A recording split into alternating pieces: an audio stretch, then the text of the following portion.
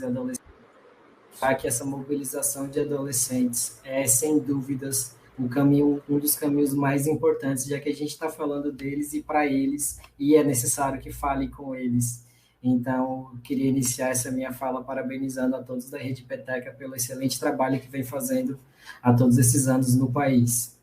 Mas a minha fala vai ser uma fala um pouco mais de dados e como um pedido de ajuda, na verdade. Eu vou fazer um pequeno spoiler, amanhã eu vou estar fazendo audiência pública aqui da capital do Rio Grande do Norte, então eu trouxe alguns detalhes da minha fala para a gente estar discutindo aqui junto e estar pensando no que está acontecendo no nosso país. Um primeiro dado que acaba incidindo diretamente em vários pontos, como criança fora da escola, criança adolescente fora da escola, como depressão, como vários índices que acontecem no nosso país, é a nossa gravidez precoce. E eu trago um dado para vocês que entre 2010 e 2019, 4.948.724 adolescentes entre 15 e 19 anos tiveram filhos no nosso país. Eu não estou falando de adolescentes que engravidaram, que perderam, que tiveram o aborto legal. Eu estou falando de nascidos vivos no nosso país. Para vocês terem uma ideia, esse número é maior do que a população inteira da Irlanda, que tem 4.630.000, é maior que a população inteira da Croácia, que tem 4.230.000, e é maior que a população inteira da Bósnia, que tem 3.750.000. Quando a gente fala de um país inteiro, a gente fala em todas as políticas que a gente tem que fazer para o funcionamento desse país. Eu tenho mais do que 3 países, eu tenho uma população maior do que 3 países, então a gente precisa urgentemente discutir o que fazer, como lidar, como ajudar essas meninas que engravidam no nosso país, principalmente essa gravidez precoce. Eu tenho um outro detalhe importante, que em 2021, e aí eu vou já só adiantar lá para o final, a gente precisa de dados. Dados no nosso país, esses dados a gente consegue de uma forma mais fidedigna, porque o DataSUS, o Sistema Único de Saúde do nosso país, ainda funciona muito bem. Mas se vocês quiserem dados do nosso país, a gente está tendo muitos problemas, então a gente precisa de dados, porque é através dele que a gente consegue garantir política pública, é através dele que a gente consegue cobrar dos nossos governos, que precisa ter um orçamento para trabalhar. Mas para vocês terem uma ideia como dados são complicados, a gente teve em 2021, segundo o DataSUS, 20.251 casos de violência contra crianças e adolescentes, de violência sexual contra crianças e adolescentes. Esse número, ele parece baixo, mas como a Ana Luísa falou, se fosse só um, já seria o motivo da gente já estar discutindo. Mas esse número de 20.251 crianças, ele corresponde a 10% dos casos, segundo o IPEA. O IPEA trouxe para a gente que apenas 10% dos casos de violência contra crianças e adolescentes chegam na política pública. Então, os outros 90% a gente ainda não sabe nem quem são. E só para trazer um outro dado, aqui na nossa região Nordeste, eu estou falando de Natal, Rio Grande do Norte, aqui na nossa região Nordeste nós tivemos 4.159 casos no ano de 2021.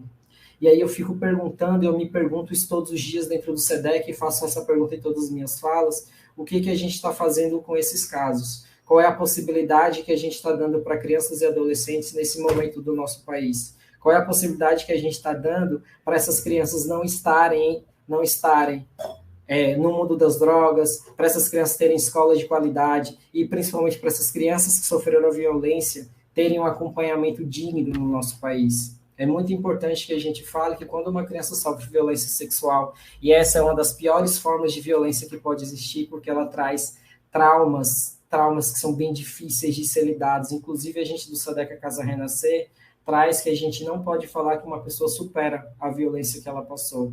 Ela consegue ressignificar, que é olhar para aquela violência de uma forma diferente, mas a cicatriz daquela violência vai estar ali nela. Então, a gente precisa fazer alguma coisa urgentemente para que crianças e adolescentes não passem por isso, porque os dados são alarmantes. E quando eu falo de fazer alguma coisa, eu falo de mínimos. O primeiro mínimo que a gente tem que fazer é revisar o nosso plano nacional, os planos estaduais e planos municipais, mas não só revisar, implementar e monitorar. A gente está passando por um processo nosso, a validação do nosso plano nacional encerrou. E aí, quando vão analisar o quanto do plano nacional ele foi inserido na política pública, a gente não conseguiu fazer nem 10% do que o plano nacional pensava. Um ponto que a gente conseguiu garantir do plano nacional foi esse que a Rede Peteca faz, que é o protagonismo de criança e adolescente. Quando a gente dá para todo protagonismo para criança e adolescente, a gente consegue fazer com que eles enxerguem a realidade deles de forma diferente. Por isso que é muito importante nesses espaços que tenham crianças e adolescentes conversando com a gente. É muito importante nesses espaços que eles tenham voz, que eles consigam gritar por socorro, que é isso que a gente faz todos os dias, para ter uma política pública que funcione, pelo menos minimamente. Para a gente pensar no plano, entra no segundo ponto, que é um problema muito sério no nosso país. A gente não tem como fazer política pública sem orçamento. Como é que eu vou fazer para que o CRAS, que o CREAS, que o Conselho Tutelar esteja equipado, esteja funcionando, se o orçamento que é destinado para esses locais é o mínimo? E olha que no nosso país a gente colocou criança e adolescente como prioridade absoluta. E quando a gente decidiu que criança e adolescente seria prioridade absoluta no nosso país, a gente tende a colocar, a gente tem que acreditar que prioridade absoluta vai ser, criança e adolescente vai ser prioridade absoluta, inclusive no orçamento, o que não corresponde. Eu estava no evento em Brasília, inclusive com o Diego, que vai falar logo depois de mim, ou um pouquinho mais para frente, e o Unicef trouxe que até 2019, apenas 3,2% do PIB foi destinado para prevenção ou para ações de criança e adolescente. Num país continental como essa, como o nosso, com índices de violência tão altos, não tem como a gente pensar com 3,2% do PIB, não tem como a gente pensar sem investimento maciço em educação, não tem como a gente pensar sem investimento maciço em saúde, não tem como a gente pensar sem investimento maciço em assistente social, e não tem como a gente pensar em investimento maciço em segurança pública. A gente precisa equipar e qualificar nossos policiais. Uma criança, quando sofre violência sexual e precisa ir para uma delegacia, eu acho que é uma segunda violência que ela passa em muitas vezes. E aí eu quero tirar dessa linha todos os nossos delegados e policiais que conseguem fazer um trabalho sem revitimizar, mas um trabalho em que pergunta o que a criança estava vestindo, por que ela estava naquele lugar, ela queria estar ali. Um atendimento que faz isso não é atender, é revitimizar, e revitimizar de uma forma muito séria, com traumas muito sérios que pode acarretar em criança e adolescente. Então, para a gente pensar em saída, a gente tem que pensar em autoproteção. A gente tem que pensar num trabalho com as crianças da escola, isso na primeira infância, na adolescência. A gente tem que pensar em como trabalhar nossas crianças e adolescentes, como fazer com que nossas crianças e adolescentes não entrem nesse mundo e que se der um azar, o pior azar de todos, que é ser violentada sexualmente, que elas saibam quem procurar, saibam como procurar. E quando isso acontecer, que a gente, enquanto política pública, consiga dar uma resposta de cuidado, que a gente, enquanto política pública, consiga dar uma resposta de atenção, porque isso a gente não está dando hoje no nosso país. Hoje a gente não consegue fazer com que uma criança, quando já sofre esse mal, essa violência tão séria, com que ela consiga pelo menos ser acolhida de forma empática, que ela consiga pelo menos ter um espaço de proteção, que ela consiga falar sobre o que aconteceu com ela, sem ser julgada. E eu tenho que lembrar para vocês o caso da menina do Espírito Santo, que engravidou aos 10 anos, vítima de estupro do seu avô, não conseguiu sequer o aborto legal no seu estado, precisou ser retirada para o estado de Pernambuco e lá ser chamada de assassina, porque ela ia fazer um aborto legal. É muito sério no nosso país esse tipo de coisa. Não tem como eu falar de protagonismo sem falar de formação sociopolítica e cultural. A formação de crianças e adolescentes para entender esse mundo, para lidar com esse mundo de forma crítica, faz com que elas não entrem em violência, faz com que os meninos possam perceber que eles não podem estar atacando as meninas na rua, que essa cultura do machismo, essa cultura do estupro que a gente tem no país não deve acontecer. Então a gente tem que ensinar realmente os meninos, ensinar o beabá, ensinar que ele não pode puxar o cabelo, ensinar para que se a menina não gosta dele, se a menina não quer ficar com ele, depois do não, tudo é assédio. A gente tem que ensinar o beabá para as nossas crianças e adolescentes.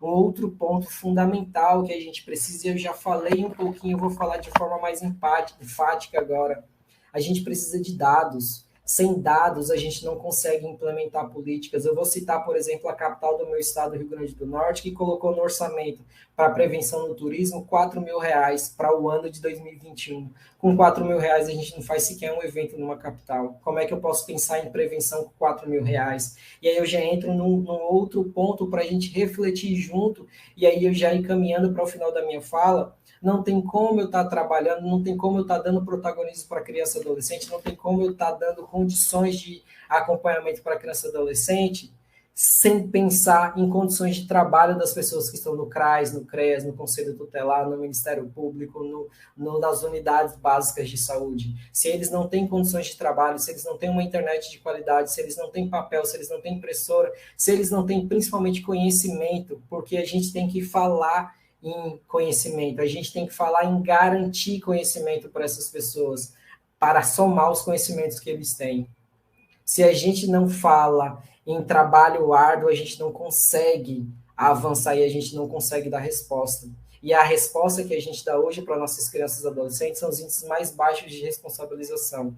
As respostas que a gente dá hoje para nossas crianças e adolescentes é que elas são culpadas pelas violências que elas sofreram. Então, a gente pede para vocês que, assim como a gente no Comitê Nacional de Enfrentamento à Violência Sexual, que é essa campanha aqui do Faça Bonito, que começou há 22 anos atrás, há 22 anos atrás a gente plantou essa semente e nasceu essa flor. Hoje, todos os municípios do nosso país fazem, pelo menos em um dia de maio, uma campanha de prevenção e enfrentamento. A gente precisa falar sobre isso, a gente precisa mostrar para a nossa sociedade que violência sexual contra crianças e adolescentes não pode acontecer, porque hoje a gente mostra que vale a pena. Porque quando uma pessoa comete violência sexual e ela não é responsabilizada, eu dou a entender para ela que ela pode cometer outras violências. E olha a consequência disso que pode ter no nosso país, esse ciclo de violações acontecendo. Então, o que eu posso pedir para vocês é que peçam ajuda. O que eu posso pedir para vocês, profissionais principalmente, é que se qualifiquem para lidar com essa situação. A gente vive uma pandemia anterior a essa pandemia do Covid-19, porque o enfrentamento à violência de crianças e adolescentes no nosso país é, sim, uma pandemia muito séria. Não tem como eu pensar, por exemplo, de reduzindo 60% do gasto com assistência social. Não tem como eu pensar que eu vou conseguir enfrentar quando eu tenho meus trabalhadores ganhando salários muito baixos. Se o trabalhador não tem condições dignas de salário, ele não consegue se qualificar. Como é que ele vai pagar uma pós-graduação? Como é que ele vai comprar livros para aprender um pouco mais, para conseguir lidar com crianças e adolescentes? Então, a gente tem que parar de fingir que a gente tem orçamento para a infância e realmente colocar orçamento para a infância. A gente tem que colocar orçamento para reverberar, por exemplo, essa campanha, para reverberar, se um pouco de instituições do nosso país conseguiu fazer uma campanha que mobilizou todos os municípios, e hoje a gente consegue trazer essa florzinha em todos os municípios, o que a gente conseguiria fazer se a gente tivesse um país, se a gente tivesse todo o orçamento que um país como o nosso tem? Porque não adianta a gente falar que o nosso país é pobre, a gente está entre as 20 economias mais ricas do mundo. Não adianta a gente falar que o nosso país é pobre enquanto nós temos tantos bilionários no nosso país. A gente tem que falar que o nosso país é desigual, e ele é muito desigual. E a gente precisa lutar e acabar com essa desigualdade. E essa desigualdade vai acabar quando a gente tiver uma renda básica. Com a renda básica, a gente evita, sabe do que, por exemplo, o que a gente está tendo agora? Exploração sexual por troca de comida. Isso deveria ser uma vergonha para todo mundo, mas parece que a gente não fala no nosso país. Violência sexual por troca de comida, para mim, é a forma mais cruel de todas, porque eu estou usando da fome, eu estou usando da necessidade básica que a gente disse na nossa Constituição que ninguém iria passar. E a gente está tendo, em pleno 2022, crianças trocando sexo por um chocolate, crianças trocando sexo por um pastel. E isso é muito sério. Então eu peço para vocês empenho, que vocês continuem fazendo essa campanha, que vocês continuem discutindo nos municípios de vocês, que vocês cobrem dos vereadores dos municípios de vocês, que vocês cobrem dos deputados dos municípios de vocês, que vocês, enquanto rede, consigam dialogar. Espaços como esse do Peteca são fantásticos. Nós temos um procurador falando com a gente e dando voz a todo o Brasil sobre esse enfrentamento. A gente precisa fazer isso dentro das nossas realidades. Então, será que eu consigo reunir Conselho Tutelar, CRAS, CREAS, Saúde e Educação para conversar e pensar, não acusar? A gente não aguenta mais um acusar o outro. A gente precisa se unir para mudar essa realidade. A gente não pode ter mais um país só de gravidez na adolescência. isso é muito sério, isso é muito cruel com a gente mesmo. É cruel com os trabalhadores que ficam sobrecarregados e ficam com aquela sensação de que não conseguem dar conta do serviço pela quantidade de casos que chegam.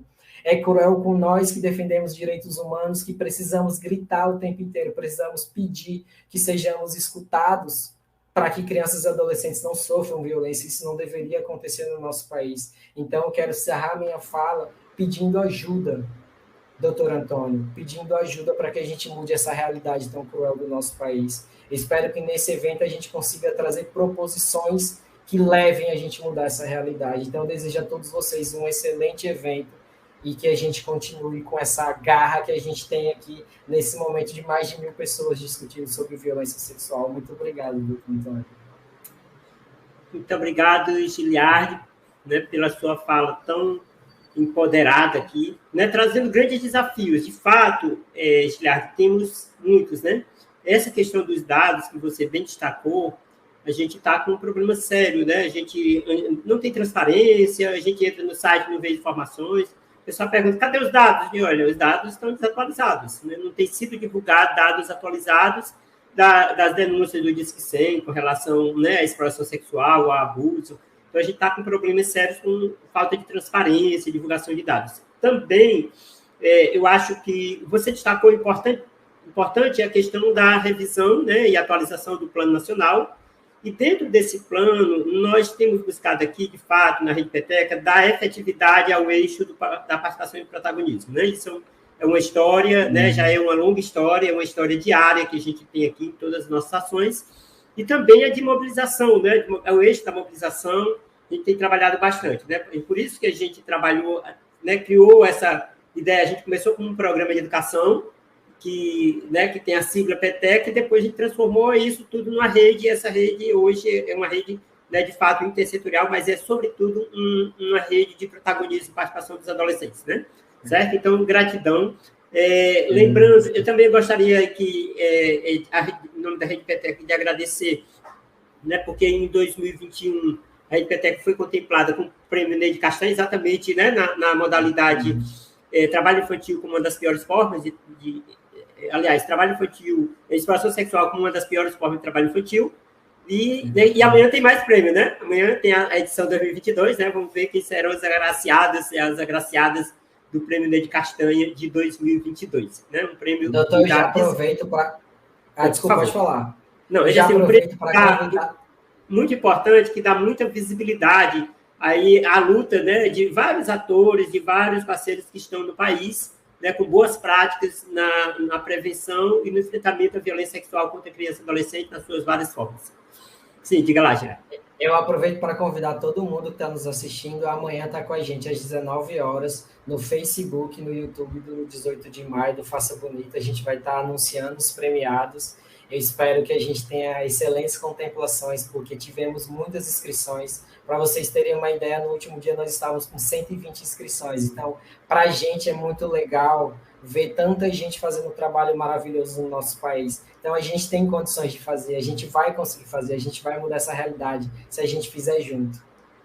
É verdade. E, Giardi, a gente tem acompanhado aqui, porque, assim, o pessoal, quando postar alguma coisa, marque, a gente acompanha, compartilha, né? Põe nos stories, né? Então, a gente tem, assim, muitas ações estão acontecendo nesse país, né, nesse mês, especialmente nesta semana, né, e a gente vê assim, como tem muitas boas práticas. Então, é importante mesmo fortalecer essa ação, fazer um link com todos esses atores, né, que estão nessa luta, porque, de fato, o que está acontecendo na base, nos municípios, é um trabalho lindo, certo? Agora, é preciso também a gente dar visibilidade a essas boas práticas, e o prêmio, né, tem esse papel aí, né, de dar visibilidade às boas práticas na prevenção e enfrentamento à violência sexual contra criança e adolescente. Mas agora, Giliardi, você tem um compromisso, né? E você vai passar a peteca nada mais, nada menos para o Diego, né? O nosso, quer dizer, sai do Fórum Nacional para o CONANDA. Então, estamos aqui, né? Estamos em casa, continuamos em casa, né? Com duas representações nacionais fundamentais no direito da criança e adolescente e na luta pela prevenção e o enfrentamento à violência sexual. Giliardi, antes de passar para o Diego, me fala para, assim, a questão do fortalecimento dos fóruns estaduais, como é que está sendo pensado, trabalhado, porque uma das, né, das questões fundamentais é esse fortalecimento, né, da sociedade civil nessa luta. Os fóruns estaduais, como é que tem sido? Aí no seu estado, na Bahia, em alguns estados, eu sei que a ação tem sido forte, mas tem alguns estados que não tem sido, né, tem algumas dificuldades, né? A sociedade civil encontrou aí algumas dificuldades, falta de apoio para essas ações, não é isso? Perfeito, seu Antônio. A gente está passando por um momento bem difícil no nosso país. Muitos conselhos e fóruns estão desmobilizados. A gente do Comitê Nacional está fazendo uma pesquisa para saber quem são esses. Tem estados que tem uma pessoa representando e tentando de todo jeito para que mude essa realidade. Então, a gente está tentando mobilizar todos os estados para voltar a fazer essa discussão nacional. A gente está tentando fazer com que essas comissões nos estados trabalhem a prevenção e, principalmente, monitorem os planos. Os planos são nossas melhores ferramentas, porque aí ele diz exatamente o que a gente vai fazer, quando a gente vai fazer e como a gente vai fazer. Se a gente não tiver uma ação monitorada, se a gente não tiver uma ação mais junta, a gente não vai conseguir. Então, hoje, infelizmente, a gente está bem desmobilizado no nosso país e a gente precisa mobilizar, a gente precisa trazer esses atores para voltar a conversar. Então, já também serve de um convite. Se vocês estão com dificuldade no estado de vocês para mobilizar, se vocês estão com dificuldade para garantir esse eixo no estado de vocês, procura a gente no Instagram, procura a gente nas redes sociais, que a gente vai conversando e vai tentando encontrar estratégias. É aquela história do grãozinho de areia, sabe, seu Antônio? O senhor começou e hoje tem uma grande leva de seguidores. A gente do Faça Bonito também, nós somos pequenos grãos de areia nesse mar gigante que a gente tem, mas que também faz a diferença e que faz muita diferença. O oceano sem esses grãos seria um pouquinho menor. Então, que a gente continue mesmo com um grão de areia, mas que aumentando a todo tempo. Perfeito, Giliardi, muito obrigado. Agora sim, eu vou chamar aqui o Diego, né? Você passa a peteca aqui, Diego é presidente. E nessas últimas 2 semanas, eu acho que é a terceira ou a quarta mesa que a gente está junto, né, Diego? Sempre juntos, né? Não tem jeito. Não tem jeito. Então, Diego, agora está contigo. Beleza, obrigado pela peteca aqui. Espero não deixar cair. Não, que isso, não deixa mesmo. Realmente, Giliardi. Obrigado, Giliardi. Grande abraço. Uma grande referência, né, nessa pauta do conhecimento da violência sexual, né, pela atuação no Comitê Nacional, na Rede Espaço, né, também fizemos uma boa audiência pública na Câmara dos Deputados para marcar